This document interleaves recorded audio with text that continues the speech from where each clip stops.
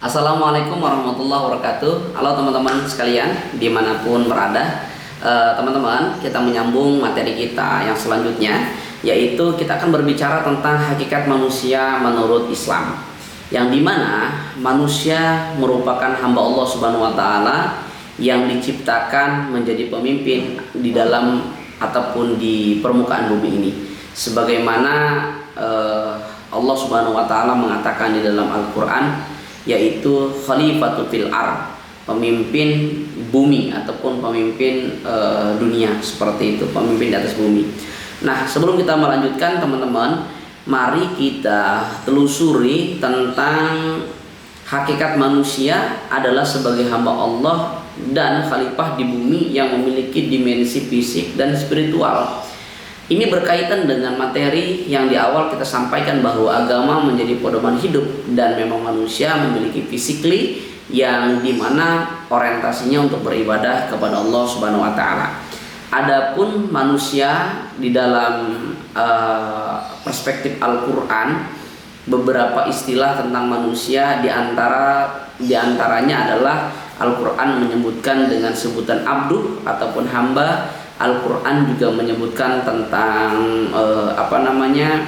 bashar, kemudian menyebutkan juga tentang an-nas, kemudian menyebutkan juga tentang al-insan. Nah, ini semua artinya sama-sama manusia, cuma untuk peruntukannya yang mungkin memiliki definisi yang berbeda. Kalau bashar itu lebih kepada biologis seperti itu, sementara insan itu cenderung kepada intelektual, dan kemudian anas itu cenderung kepada nilai-nilai sosial. Jadi struktural manusia, baik itu bashar, baik itu abdu, baik itu anas, maka satu kesatuan yang dimana membuktikan bahwa manusia itu adalah hamba Allah. Dia tidak bisa bergerak, dia tidak bisa melakukan apa-apa kecuali atas izin daripada Sang Pencipta, Allah Subhanahu wa Ta'ala. Maka manusia itu diciptakan dari tanah sehingga ditiupkan ruh, gitu kan,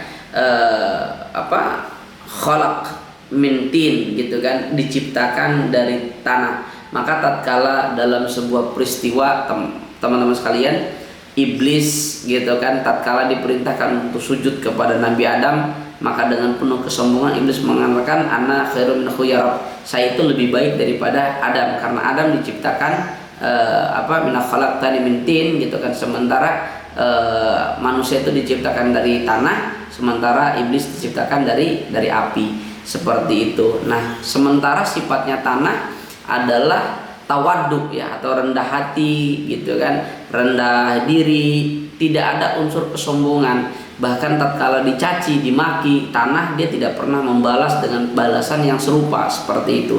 Maka seharusnya manusia itu harus memahami jati dirinya yang tercipta daripada tanah, seperti itu. Kemudian manusia juga memiliki sebuah potensi, yaitu yang disebut dengan akal, qalbu, dan juga jiwa ataupun nafsu, seperti itu.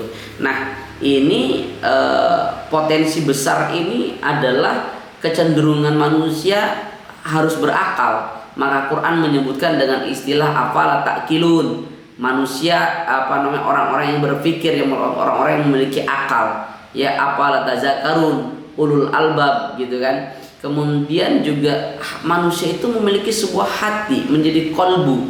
Kolbu ini menjadi sumber kehidupan untuk bagaimana menyaring, memilah dan memilih mana yang baik dan mana yang buruk. Nah, sementara juga kita juga memiliki sebuah nafsu yang harus kita maintenance, harus kita manajerial, agar kita tidak pernah diperbudak oleh nafsu, seperti itu.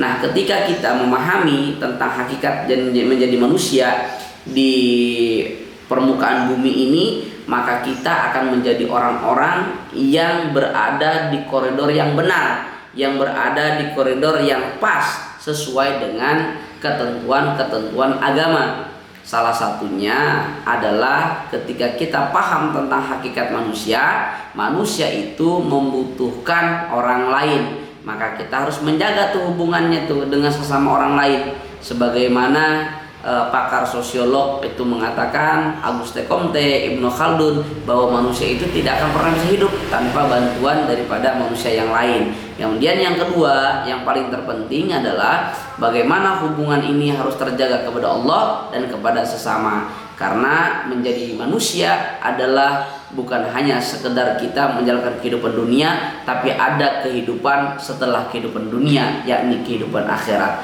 Mudah-mudahan manfaat. Assalamualaikum warahmatullahi wabarakatuh.